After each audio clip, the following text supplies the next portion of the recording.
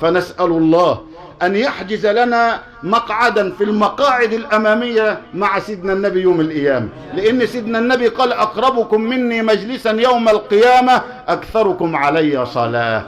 فمن أراد أن يحجز مقعدا في الصفوف الأمامية مع كبار الضيوف والزوار أمام حضرة النبي يوم القيامة فليكثر من الصلاة على سيدنا محمد. عرفنا كيف نسلم عليك يا رسول الله، فكيف نصلي عليك؟